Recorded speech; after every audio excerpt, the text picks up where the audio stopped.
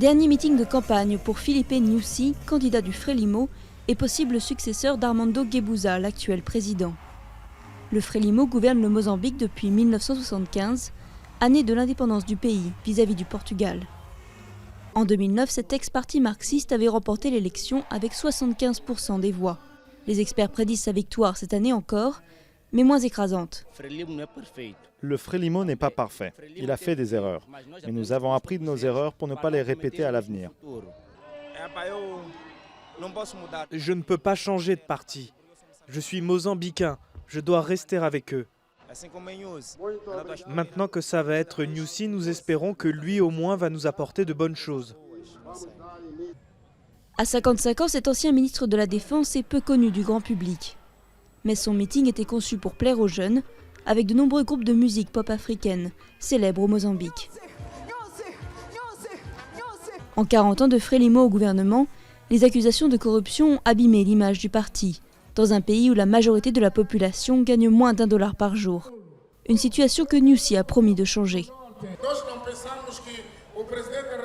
Il ne faut pas penser que le président de la République a des sacs d'argent dans son bureau. Et quand il est investi, il y a plein d'argent et on le distribue. Mais nous savons qu'il y a du travail à faire. Des pierres précieuses, des poissons dans l'eau, des minéraux dans la terre. Et avec tout ça, nous allons augmenter nos revenus.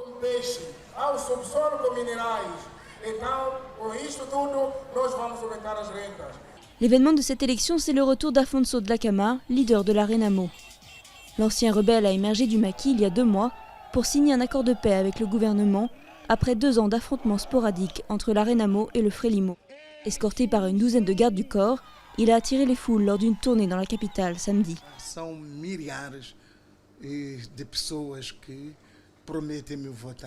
Il y a des millions de gens qui promettent de voter pour moi. Mais s'ils vont voter et qu'ils s'aperçoivent que leurs votes n'ont pas été pris en compte, je suis certain qu'ils auront le pouvoir de demander justice. Autre parti d'opposition, le Mouvement démocratique du Mozambique a réussi une percée lors des municipales l'année dernière. Mais Davi Simango a peu de chances de l'emporter. Quel que soit le résultat, 2 menaces pèsent sur ces élections, les accusations de fraude récurrentes et l'abstention qui a atteint plus de 40% en 2009.